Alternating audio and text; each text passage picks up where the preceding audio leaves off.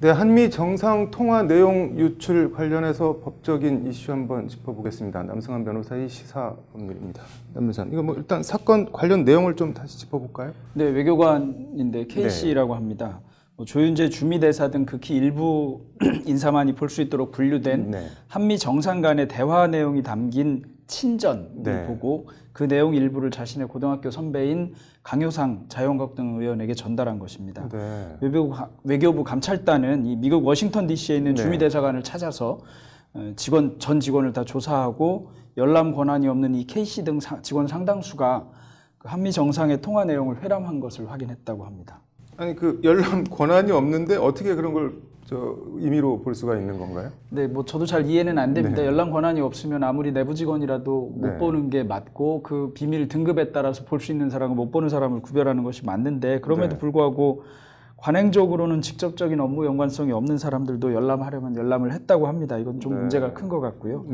아마 이 K씨에 대해서는 징계를 한다면 상당히 중징계가 내려질 것이 예상되고 뭐 중징계 정도가 아니라 이제 뭐 형사처벌의 대상도 될 걸로 보이는데요. 시스템 점검 결과 뭐 이 보안 규정이나 이런 데 다른 데 구멍이 뚫렸다거나 이런 문제가 생긴다면 더 일이 커질 수도 있을 것 같습니다. 이와 관련해서 강경화 외교부 장관은 취재진에게 2차 조사를 봤을 때 의도가 없이 그랬다고는 보기 어렵다.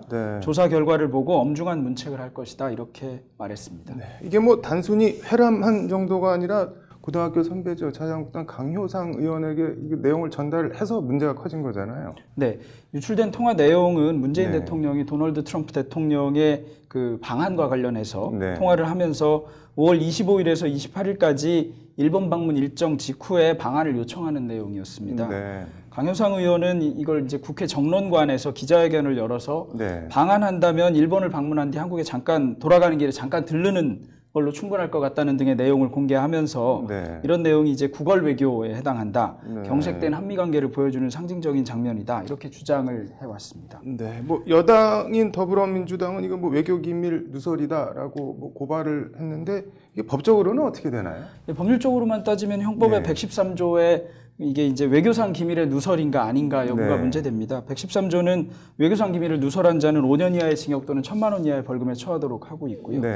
만약에 누설할 목적으로 이거를 탐지 또는 수집한 사람도 전환과 같기 때문에 그 외교관 K씨의 경우에는 그 누설할 목적으로 탐지한 사람에 해당하고 그다음에 이제 강효상 의원이 이 외교상 기밀을 누설한 것인가 아닌가 여부는 다시 면책특권 대상인가 아닌가 뭐 정당행위인가 아닌가 이런 걸 가지고 판단해야 되는 상황이 될 것 같습니다. 이게 뭐 국회의원 면책특권에 들어가는 건가요? 어떤 건가요? 그러면? 국회의원 면책특권은 이제 헌법에 규정되어 있습니다. 헌법에서는 국회에서 직무와 관련해서 한 발언이나 표결 등에 대해서는 국회 외에서 책임지지 않는다고 하고 있는데 취지 자체는 국회의원이 의정활동과 관련된 행위나 본회의, 상임위 발언 등에서 책임 있는 행동을 하도록 하고 그에 따른 책임을 외부에서 지지 않도록 함으로써 의정활동의 자유를 보장한다는 것입니다. 그런데 이와 관련해서 예를 들면 그 부수되는 행위라고 하는데요. 예를 들면 뭐 기자회견을 한다든가 이런 행위 정도는 부수되는 행위로 봐서 면책특권에 해당하는 행위라고 보는 경우가 있고요. 그와 관계없이 인터넷에 공개하는 행위에 대해서는 판례가 정당행위도 아니고 면책특권 대상도 아니라고 본 판례가 있습니다. 지금 강효상 의원 같은 경우는 본인 SNS에 관련 내용을 올리지 않았나요? 그럼 어떻게 되는 건가요? 네, 이게 이제 뭐 우리 잘 아는 노회찬 의원 사례하고 좀 비슷하게 볼 수 있습니다. 노회찬 의원 사례에서 노회찬 의원은 그 국가안보기획부 그때 당시 국정원 직원과의 통화 내용 비밀 녹음이죠. 그러니까 불법인 자료인데 이것을 법사위 국회에서 공개하기 전에 기자회견을 열었습니다. 그러면서 거기서 보도자료를 돌렸는데 이것은 부수행위라고 봤습니다. 왜냐하면 그 의정활동과 관련된 행위라고 봤는데요.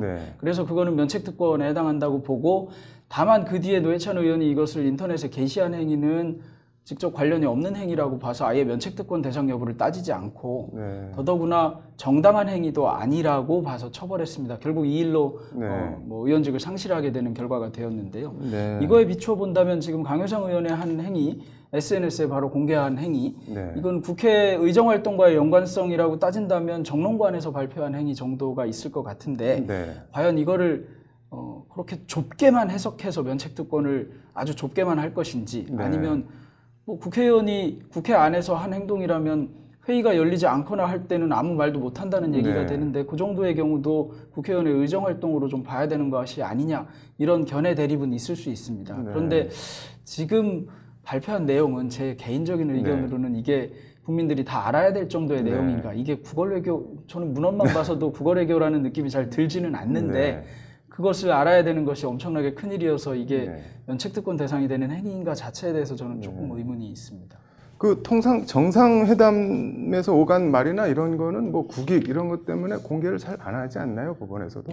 네, 정상 간의 대화가 네. 그대로 공개되거나 또는 뭐 일부가 공개되는 경우에 뭐 우리 쪽 정상에 대한 결례 문제를 떠나서 네. 상대방 정상에 대해서도 상당한 외교상의 결례가 될 수 있고 이건 잘못하면 문제가 될 수 있습니다. 트럼프 대통령이 뭐라고 말했는가 여부가 지금 공개가 된 것에 해당해서 그렇게 된다면 상대방으로서는 우리 대통령하고 과연 터놓고 얘기할 수는 있을 것인가 이런 정도의 문제가 될 수 있거든요. 그런 점에서 보면 저는 조금 더 큰 문제가 아닌가 이렇게 생각하고 있습니다.